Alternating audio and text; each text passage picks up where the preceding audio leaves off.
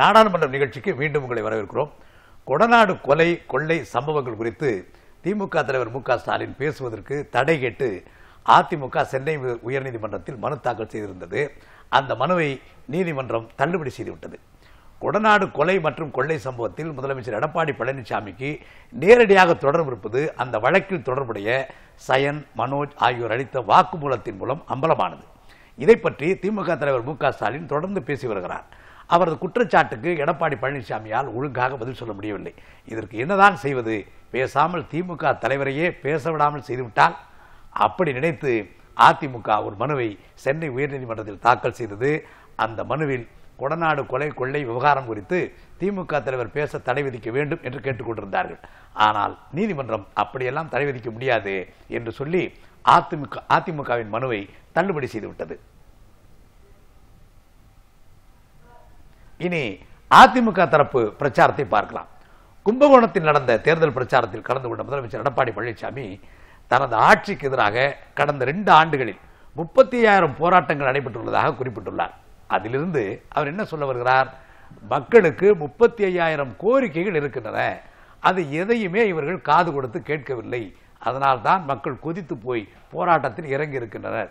இதைத்தான் எடப்பாடி தன்னை அறியாமல் ஒப்புக்கொண்டிருக்கிறார். சேலம் ஓமலூர் அருகே அன்புமணி பிரச்சாரத்தில் ஈடுபட்டார். அப்போது செந்தில்குமார் என்ற இளைஞர் ஒருவர் 5 ஆண்டு காலமாக என்ன செய்தீர்கள் என்று கேள்வி எழுப்பினார்.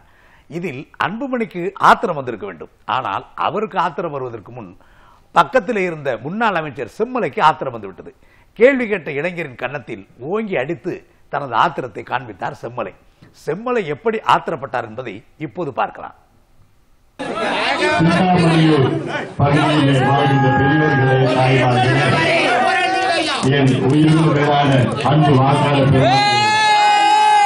உங்கள் அனைவருக்கும் அன்புமணி ராமதாசின் பரிவாரம் நடைபெறுகின்ற நாடாளுமன்ற தேர்தலில் அகில இந்திய அண்ணா திராவிட முன்னேற்ற கழகத்தின் தலைமையிலான நீங்கள் எல்லோரும் மாம்பழம் சின்னத்தில் வாக்களித்து என்னை வெற்றி பெற செய்யுமாறு உங்கள் எல்லோரையும் பணிவோடு பாசத்தோடு நான் கேட்டுக் கொள்கின்றேன். இங்கே எனக்கு முன்பு பேசிய கழக மாநில அமைப்பு செயலாளரும்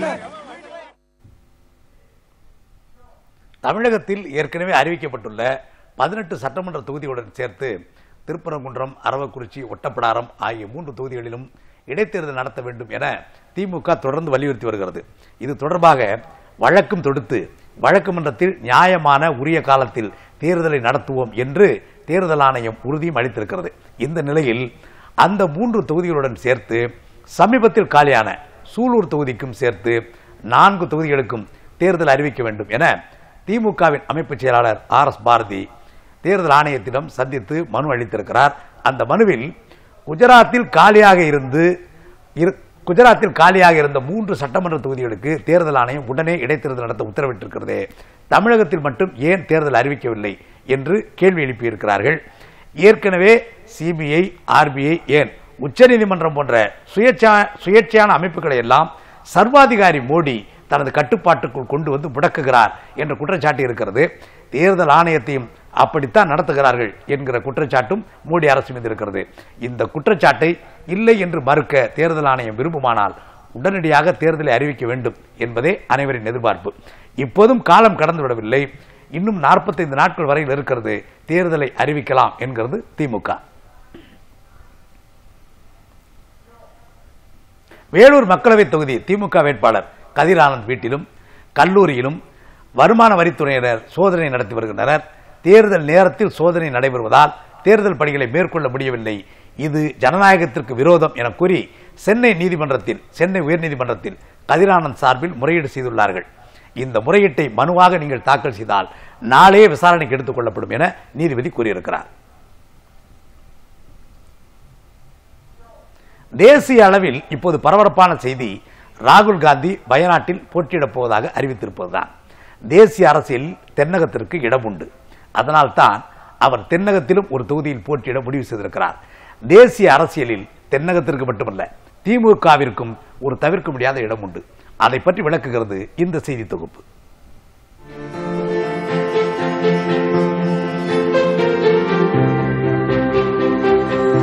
ராகுல் காந்தி வயநாடு தொகுதியிலும் போட்டியிடுகிறார் என்பதுதான் இந்த வாரத்தின் ஹாட் நியூஸ். தேசிய ஊடகங்களின் பார்வை வயநாட்டை முற்றுகையிட துவங்கிவிட்டது. வயநாடு கேரளாவில் புதியதாக ஆரம்பிக்கப்பட்டு 2 நாடாளுமன்ற தேர்தல்களை சந்தித்த தொகுதி. தென்னிந்தியா தேசிய அரசியலில் முக்கிய பங்கு வகிக்கிறது என்பதற்கு வயநாடு இன்னொரு சாட்சி. தென்னிந்தியா தேசிய அரசியலை தீர்மானிக்கிறது. பெண்கள் முன்னேற்றமோ, சுயமரியாதையோ, கல்வியோ, மருத்துவமோ தென்னிந்தியா வளர்ந்த அளவிற்கு வடக்கு வளரவில்லை என்றுதான் சொல்ல வேண்டும். அதேபோல் யார் மத்தியில் ஆள வேண்டும் என்பதையும் தென்னிந்திய குரல்கள்தான் முடிவு செய்கிறது. காங்கிரசின் பிரதமர் வேட்பாளர்கள் தென்னிந்திய தொகுதி ஒன்றில் நிற்க விரும்பியவர்கள் என்பதற்கு இந்திரா காந்தி துவங்கி இன்று ராகுல் காந்தி வரை வரலாறு நீள்கிறது. 1978ஆம் ஆண்டு இந்திரா காந்தி கர்நாடகாவின் சிக்மகளூரிலும் 1980ஆம் ஆண்டு தற்போதைய தெலுங்கானாவாகவும் அப்போதைய ஆந்திர தொகுதியுமான மேடக் தொகுதியிலும் போட்டியிட்டு வென்றார்.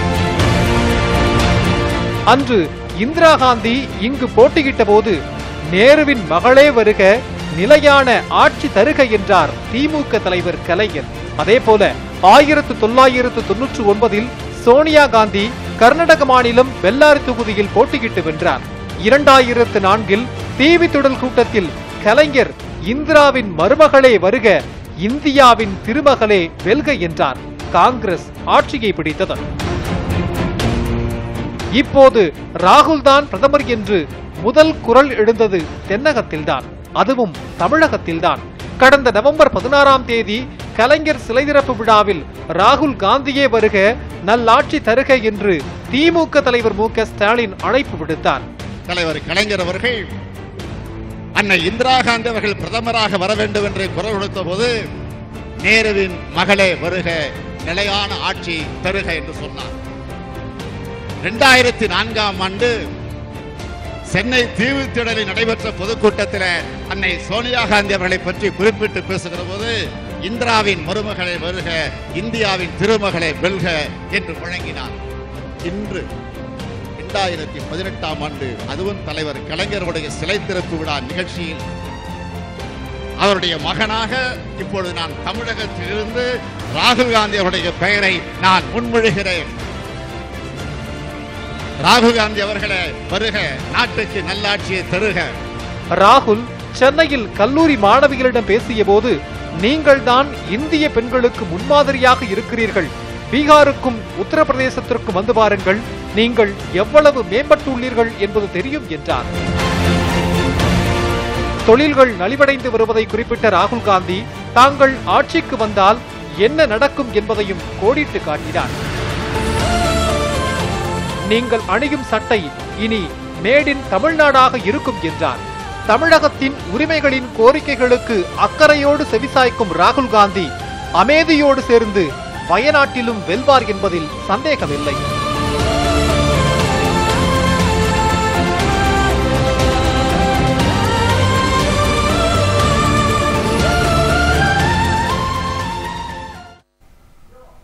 மத்தியில் காங்கிரஸ் ஆட்சி அமைந்தவுடன் அடுத்த ஓராண்டுக்குள் 22 லட்சம் அரசு பணிகள் நிரப்பப்படும் என அந்த கட்சியுடைய தலைவர் ராகுல் காந்தி உறுதியளித்திருக்கிறார். அவர் வெளியிட்டுள்ள ட்விட்டர் பதிவில் மத்திய பாஜக ஆட்சியில் ஏராளமான வேலைவாய்ப்புகள் பறிபோயிருப்பதாக குற்றம் சாட்டியுள்ளார். மத்தியில் காங்கிரஸ் ஆட்சி அமைந்தவுடன் காலி பணியிடங்கள் அனைத்தும் 2020 மார்ச் 31ஆம் தேதிக்குள் நிரப்பப்படும் என்று கூறியிருக்கிறார். ஏற்கனவே ஆண்டுக்கு 72,000 ரூபாய் ஏழைகளுக்கு வழங்கப்படும் என்ற அறிவிப்பை வெளியிட்ட ராகுல் தற்போது இந்த அறிவிப்பையும் வெளியிட்டிருக்கிறார். நாடாளுமன்றம் நிகழ்ச்சியில் அடுத்து வருவது செய்திகளுக்கு பின்னால்.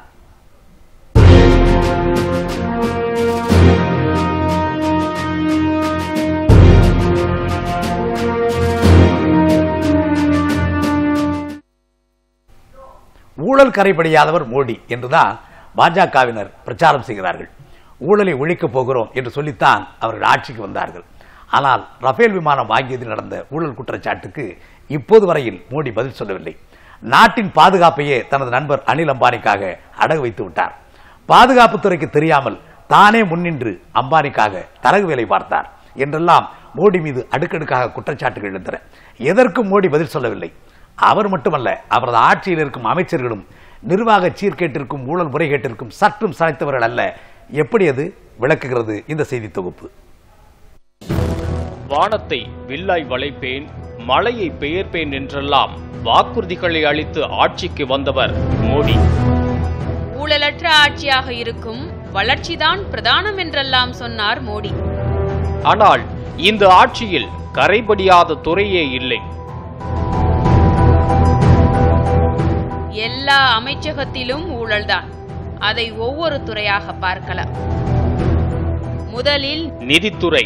பண மதிப்பிழப்பு செய்து 500,000 ரூபாய் நோட்டுகள் செல்லாது என்று அறிவித்து 3 முக்கியமான விஷயங்களை முன்னிறுத்தினார் நிதியமைச்சர் அருண்ஜேட்லி. ஊழல் ஒழியும், கருப்பு பணம் அழியும், தீவிரவாதம் வேறறுக்கப்படும் என்றார்.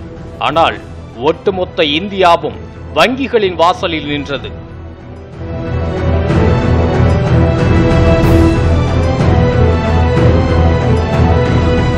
கள்ள நோட்டு ஒழியும் என்றார் மோடி. ஆனால் புதிதாக வந்த 2000 ரூபாய் நோட்டிலேயே 638 கள்ள நோட்டுகள் கண்டுபிடிக்கப்பட்டன. தீவிரவாதம் ஊடுருவ கருப்பு பணம் தான் மிகப்பெரிய ஆதாரமாக உள்ளது என்றார்கள். ஆனால் புல்வாமா தாக்குதலில் 350 கிலோ வெடிமருந்து பொருளுடன் தீவிரவாதிகள் ஊடுருவி தாக்கியது அதற்கு பிறகுதான்.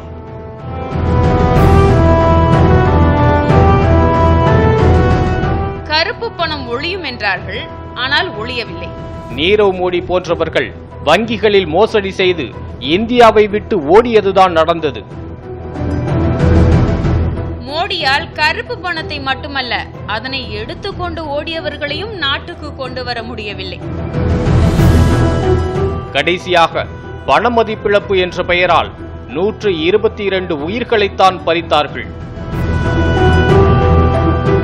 அடுத்தது பாதுகாப்புத்துறை. நாட்டின் பாதுகாப்புதான் பிரதானம் என்றார் மோடி. தன்னை நாட்டின் பாதுகாவலர் சவுகிதார் என்றார். ஆனால் நாட்டின் பாதுகாப்பை உறுதி செய்யும் ராணுவ போர் விமானங்களை வாங்கும் ரஃபேல் ஒப்பந்தத்தில் ஊழல் செய்துள்ளது. இதில் பாதுகாப்புத்துறையை கூட குற்றம் சொல்ல முடியாது. மோடி நேராக பிரான்சிடம் அம்பானிக்காக பேரம் பேசியிருக்கிறார்.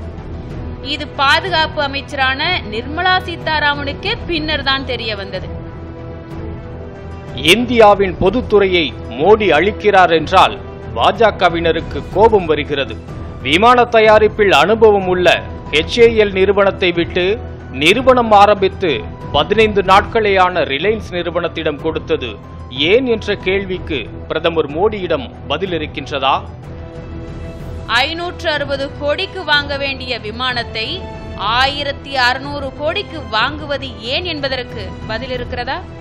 108 விமானங்களை இந்தியாவில் தயாரிக்கலாம் என்ற மேக் இன் இந்தியா காணாமல் போனதே, இதற்காவது பதில் இருக்கிறதா? அடுத்து வெளியுறவுத்துறை. இன்று நரேந்திர மோடி நீரவ் மோடியை கைது செய்ய சொல்லிவிட்டார் என்கிறார்கள். அதனை பெரிய சாதனையாக சொல்கிறார்கள். அவரை லண்டன் காவல்துறைதான் கைது செய்துள்ளது. ஏன் மல்லையாவை கைது செய்து 10 நிமிடத்தில் அவர் வெளிவந்ததும் நடந்ததே. 5 ஆண்டுகால ஆட்சியில் பணத்தை சுருட்டு கொண்டு ஓடிய ஒருவரை கூட கொண்டு வர முடியவில்லையே. இவர்களுக்கு ஆதரவு தருவதுதான் சவுக்கிதாரின் வேலையா? விஜய் மல்லையா தப்பி ஓடுவதற்கு முன் அருண்ஜேட்லியை சந்தித்ததாக கூறுகிறார். லலித் மோடிக்கு பாஸ்போர்ட் சிக்கலை தீர்த்து வைத்தது சுஷ்மா சுவராஜா. நீரவ் மோடி தப்பி செல்ல பாஜகவினருக்கு பல கோடிகளை தாரை வார்த்தார் என்ற செய்தியும் சுற்றுகிறது. முடிந்தால் மல்லையாவையும் நீரவ் மோடியையும் கொண்டு வர முடியுமா? சரி, அடுத்தது தொழில்துறை. ஒரே நாடு ஒரே வரி என்று GSTயை அறிமுகம் செய்தார்கள். 5 பிரிவுகளில் வரியை அறிமுகம் செய்தார்கள். ஆரம்பத்தில் 228 பொருட்களை 28% வரி விகிதத்துக்குள் கொண்டு வந்த மத்திய அரசு இப்போது வெறும் 26 பொருட்களை மட்டுமே இந்த பிரிவுக்குள் வைத்துள்ளது. தேர்தலுக்கு பயந்து வரியை குறைத்தது. ஆனால் அதற்குள் சிறு மற்றும் குறு தொழில்களை எல்லாம் இந்த GST நசுக்கிவிட்டது. GST அமுல்படுத்தப்பட்ட பின்பு தமிழகத்தில் மட்டும் சுமார் 50,000 சிறு குறு தொழிற்சாலைகள் நிரந்தரமாக மூடப்பட்டுள்ளன. இதன் மூலம் வேலை இழந்தோர் எண்ணிக்கை 5 லட்சத்திற்கும் அதிகம். இதுதான் உங்கள் வளர்ச்சியா? அடுத்தது சுகாதாரத்துறை. கிளீன் இந்தியா என்கிறீர்கள். சுத்தமான இடத்தில் குப்பையை கொட்டி அதே குப்பையை பொறுக்கும் வேலை செய்து போட்டோ எடுத்தார்களே தவிர வேறு எதையாவது மக்களுக்காக செய்தார்களா? உத்தரப்பிரதேசத்தில் ஆக்சிஜன் இல்லாமல் 50 குழந்தைகள் இறந்தார்களே என்றால் அதற்கு கவனக்குறைவு என்று வெகு சாதாரணமாக பதில் சொன்னார்கள். ஊட்டச்சத்து இல்லாமல் எப்போதும் இல்லாத அளவில் பிறக்கும் 1000 குழந்தைகளில் 39 குழந்தைகள் இறப்பதாக புள்ளி விவரம் இருக்கின்றது. மக்களுக்கு தேவையான திட்டங்களை வகுப்பதற்கு பதிலாக அம்பானி போன்ற தொழிலதிபர்களுக்கு தரகர் வேலை பார்க்கத்தான் பெரிதும் அக்கறை செலுத்துகிறது இந்த ஆட்சி. மோடிக்கு எப்போதுமே வேடம் போடுவது பிடிக்கும். அனில் குல்லா, நரிக்குல்லா என்று விதவிதமான குல்லாக்களை வைத்து கடைசியில் பொதுமக்களுக்கு குல்லா போட்டார் மோடி. விதவிதமான வேஷம் போட்டு அவர் தன்னை கதாநாயகனாக காட்டிக்கொள்ள முயற்சித்தாலும் உண்மையில் அவர் வில்லன் தான் என்பதை இந்திய மக்கள், குறிப்பாக தமிழக மக்கள் உணர்ந்தே வைத்திருக்கிறார்கள். மோடி போட்ட விதவிதமான வேடங்களில் ஒன்று இந்த துப்புரவு பணியாளர்களின் கால்களை கழுவியது. அதை பற்றி நாம் கொஞ்சம் விவரமாக பார்க்கலாம்.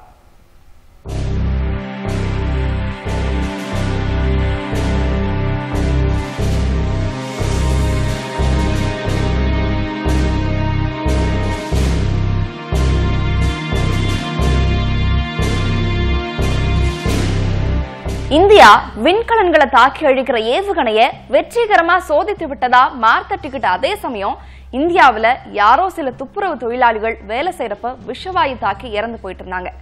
இந்தியா வானளாவிய அறிவியல் சாதனையை நடத்தி கொண்டிருந்தப்போ யாரோ சிலர் கழிவுநீர் தொட்டிகளுக்குள்ள மூழ்கிக்கிட்டு இருந்தாங்க. போன பிப்ரவரி மாசம் யூபி பிரயாக்ராஜ்ல கும்பமேளா நடந்துட்டு இருந்தப்போ தன்னோட பாவங்களை கழுவுறதுக்காக கங்கையில மூழ்கி எழுந்தாரு பிரதமர் மோடி. அங்கிருந்து நேரா போய் கும்பமேளாவுல குப்பைகளை அள்ளி கொட்டி கொண்டிருந்த துப்புரவு தொழிலாளர்கள் 5 பேரோட பாதங்களை கழுவினாரு.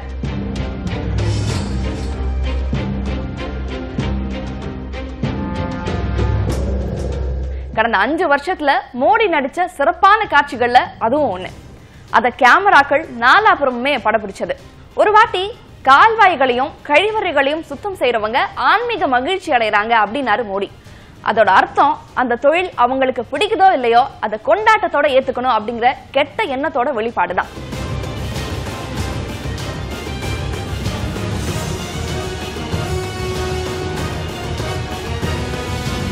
இப்படி மோடி சொல்ற ஆன்மீக அனுபவம் எப்பவுமே ஏன் ஒரு குறிப்பிட்ட சாதியினருக்கு மட்டுமே உரியதா இருக்கணும்? நிஜத்துல இது ஆன்மீக அனுபவம் இல்ல, மனுஷங்களோட ஆன்மாவையும் சுய கௌரவத்தையும் அழிக்கிற வரலாற்று கொடுமை. இந்த தொழில ஈடுபடுற தொழிலாளிகள் 40 வயசுக்குள்ள நோய்வாய்ப்பட்டு வாழ்வை இழக்கிறாங்க. இதுல அகால மரணங்கள் தனி. இதுல இருக்கிற சாதி அவமானமும் சமூக இழிவும் அவர்களை மீள முடியாத ஒரு புதைக்குழிக்குள்ள தள்ளுது. நவீன அறிவியல் கண்டுபிடிப்புகள் உலகின் பெரும்பாலான நாடுகள்ல கழிவு அகற்ற தொழிலை இயந்திரமயமாக்கிடுச்சு. ஆனா இந்தியாவில தான் மனிதர்கள் விஷவாயு தாக்கி இறக்குற அவலம் இருக்கு.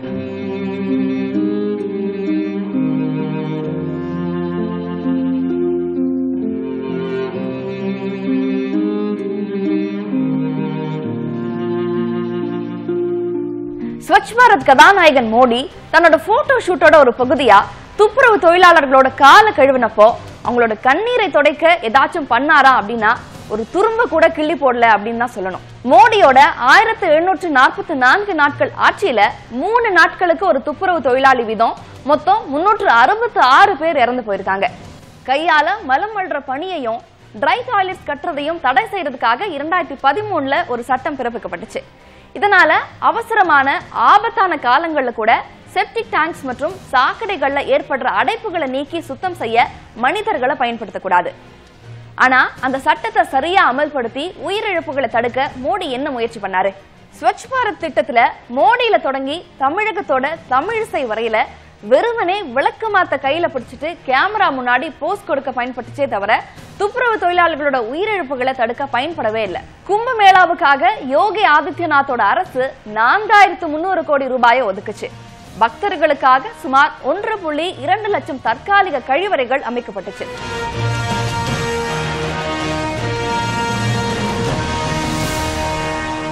அதை கிளீன் பண்றதுக்காக உத்தரப்பிரதேசத்துல இருந்து மட்டும் இல்லாம பீகார், மத்திய பிரதேசம், சத்தீஸ்கர், ராஜஸ்தான், ஹரியானால இருந்தும் 14,000 பணியாளர்கள் ஏஜென்ட்ஸ் மூலமா அழைத்து வரப்பட்டாங்க. அதிக சம்பளம் தரதா சொல்லி அவங்கள ஏஜென்ட்டுகள் பல்வேறு கிராமங்கள்ல இருந்து கூட்டிட்டு வந்தாங்க. இந்த தொழிலாளர்கள்ல பெரும்பாலானவங்க யாரு அப்படின்னு பார்த்தா தலித்துகளும் பழங்குடியின மக்களும் தான். அவங்க 8 மணி நேரத்துக்கும் அதிகமா 14 மணி நேரம் வரைக்கும் வேலை செய்ய வேண்டியிருந்துச்சு. அவங்களுக்கு சொற்ப சம்பளம் தான் கொடுக்கவும் பட்டுச்சு. அந்த ஓவர் டைம் பணிக்கு சம்பளமும் கிடையாது. அதுலயும் 10ல இருந்து 20% ஏஜென்ட்ஸ்க்கு கமிஷனாவும் கொடுக்கணும். அந்த தொழிலாளர்கள்ல 90% பேருக்கு பூட்ஸ், கிளவுஸ் போன்ற எந்தவித அத்தியாவசிய உபகரணங்களுமே வழங்கப்படல. கும்பமேளா 3 மாசம் நடக்கும் அப்படிங்கறதுனால அவங்களால தங்களோட சொந்த ஊர்களுக்கும் திரும்பி போக முடியல. துப்புரவு தொழிலாளிகளோட வாழ்க்கையை மீட்கிறதுக்காக எதையுமே பண்ணாத மோடி இப்போ அவங்களோட பாதங்களை கழுவி தன்னை ஏழைகளோட காவலனா காட்டிக்க முயற்சி செய்யறாரு.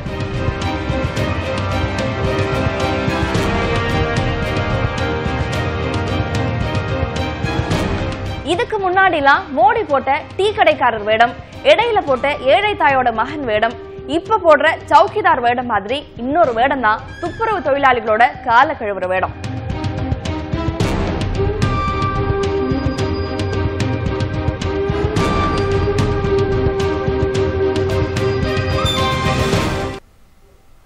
நாடாளுமன்றம் நிகழ்ச்சியில் ஒரு சிறிய இடைவேளை.